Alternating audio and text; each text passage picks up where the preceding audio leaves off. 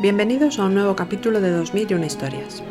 Hoy continuaremos la estela que nos dejaron los caballos más famosos de la historia y abordaré hoy contigo otro elemento fundamental de muchos personajes famosos de la historia, y son sus espadas, con las que vamos a recorrer distintos momentos históricos para ir acercándonos mejor a tan excepcionales posesiones de algunos de los personajes históricos más conocidos por todos: el Cid Campeador, Carlomagno, William Wallace y el mismísimo Rey Arturo.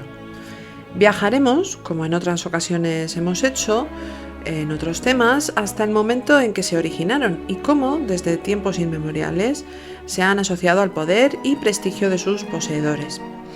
Muchas son las espadas forjadas a lo largo de los tiempos, desde el lejano Japón y sus famosas katanas hasta las frías y húmedas tierras de Gran Bretaña, pasando por sultanes y reyes de Oriente y Occidente, Norte y Sur. Todas ellas aparecen siempre ligadas a un estatus elevado y por ello identificaban habitualmente a reyes, nobles y guerreros de élite, como ya pudimos comprobar con las gladius romanas que portaban los reconocidos gladiadores a los que dieron nombre para siempre y que conocimos en el anterior capítulo dedicado a los gladiadores romanos. Forjamos hoy, por tanto, un capítulo lleno de aventuras y de personajes de los que todos, en mayor o menor medida, tenemos noción, y a cada golpe de martillo, al igual que con los herreros antiguos que moldeaban las espadas, iremos dando forma a este nuevo capítulo de 2001 historias para el disfrute y saber de todos. ¡Vamos allá! Aunque pudiera parecer lo contrario, la espada no es tan antigua como otras armas, como las lanzas, hachas o cuchillos, porque requería metalurgia avanzada y técnicas de forja complejas que aparecieron a partir de la Edad de Bronce en torno al 1600 a.C., cuando las primeras espadas reconocibles aparecieron en Europa y en Medio Oriente.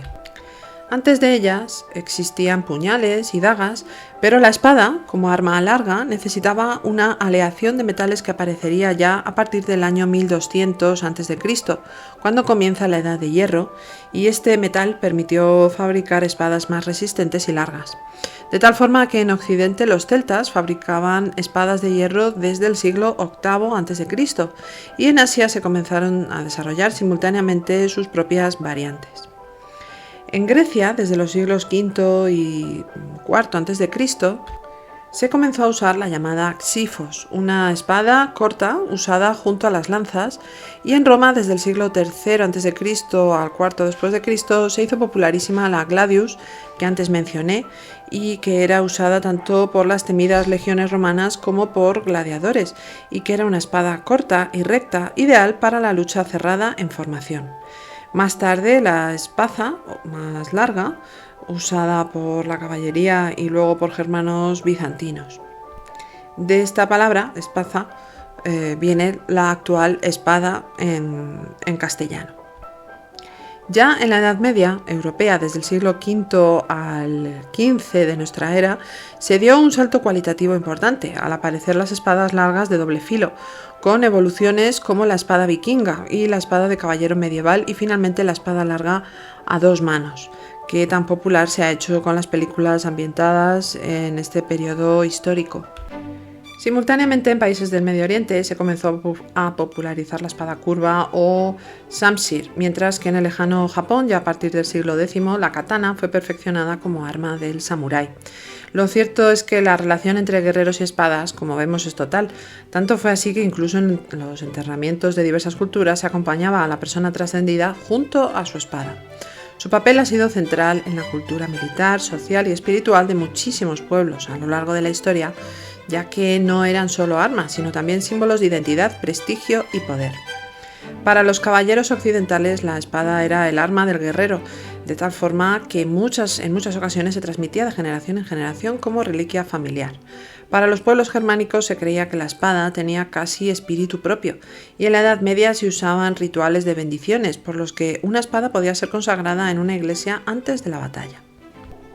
Para los pueblos nórdicos y vikingos, las espadas eran raras y valiosas, debido a la dificultad de fabricar, a diferencia de hachas o lanzas más comunes entre los pueblos. entre estos pueblos, de tal forma que una buena espada se nombraba, se le daba un nombre propio, como si tuviera identidad, y eran vistas además como objetos mágicos porque se creía que guardaban la fuerza del guerrero caído. De ahí que al enterrar a un vikingo con su espada, se aseguraba que podría seguir combatiendo en el Valhalla, el cielo de los pueblos nórdicos. Un poco más al sur, los pueblos celtas tenían una imagen similar de las espadas, creyendo que el arma tenía un vínculo espiritual con su dueño y con las divinidades de la guerra, de tal forma que muy a menudo este pueblo arrojaba espadas a ríos y lagos como ofrenda a los dioses. Similar significado tenían las espadas para los japoneses feudales, que consideraban a las katanas el alma del samurái. No era solo un arma, sino también un símbolo del estatus social, y es que solo los samuráis podían portarla.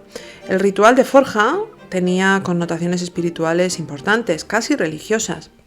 Y hace muchos milenios, antes de popularizarse en Japón la incineración de las personas trascendidas, se enterraban, se hacían enterramientos, y entonces al enterrar a un samurái con su espada se simbolizaba que se le devolvía a este su identidad en la otra vida.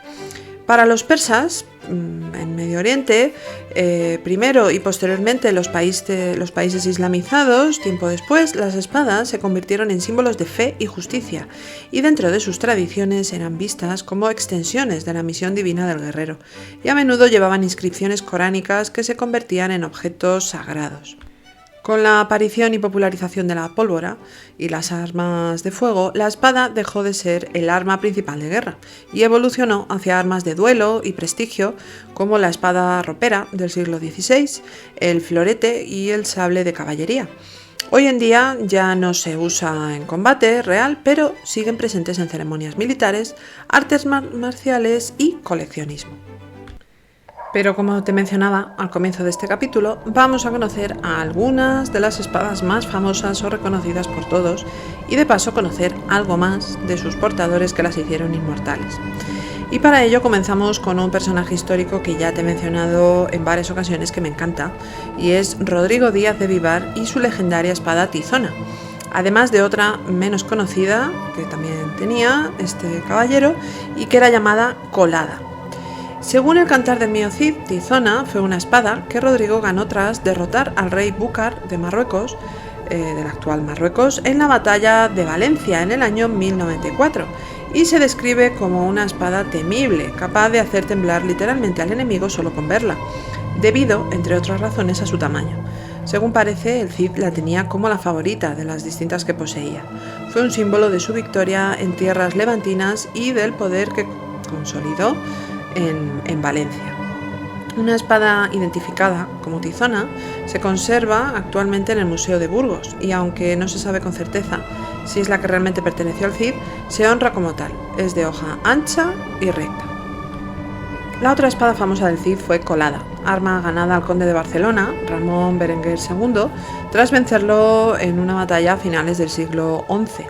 Su nombre significa forjada en acero fundido, lo que la asociaba a resistencia y calidad, y su hoja, al igual que Tizona, era también recta y ancha, típica de las espadas medievales de caballería de esa época. De esa misma época que el Cid es la siguiente espada que traemos hoy, y es la espada del venerado y famoso rey San Esteban de Hungría. Fue forjada como parte del tesoro real en la época de la cristianización de Hungría, entre los siglos IX y X de nuestra era. Esteban fue coronado rey en el año 1000 con la bendición del Papa Silvestre II, y por tanto esta espada no era solo un arma de guerra, sino también un objeto ceremonial. Su diseño mezcla la tradición europea occidental con influencias bizantinas. Aunque se usó principalmente en ceremonias reales, San Esteban también dirigió campañas militares con ella para consolidar su reino y cristianizar a las tribus magiares que habitaban originalmente en la actual Hungría. La espada lo acompañaba como símbolo de autoridad divina.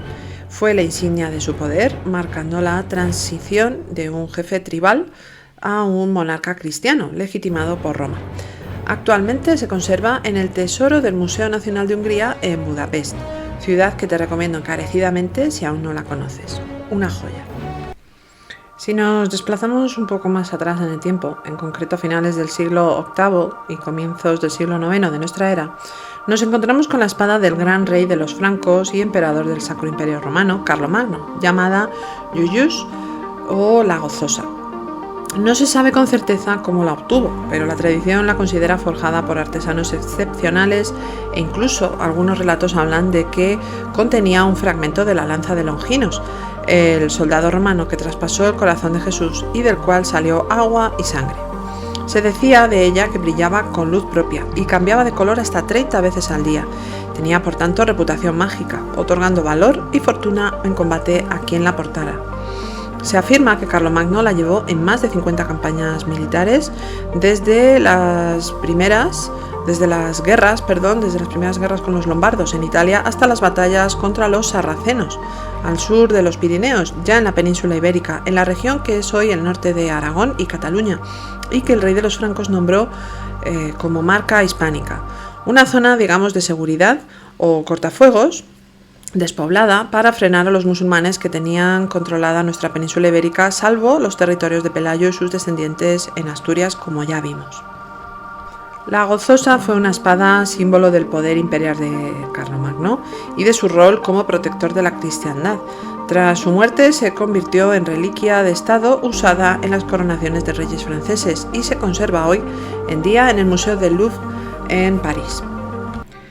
Nos movemos ahora hasta las Islas Británicas, donde encontramos dos espadas importantes y conocidas, una real y otra mítica, pero que quizá es la más conocida de todas las que se forjaron por los herreros en la vida real. Os hablo de la espada de William Wallace en Escocia, real, y la famosa y mítica espada del rey Arturo, Excalibur.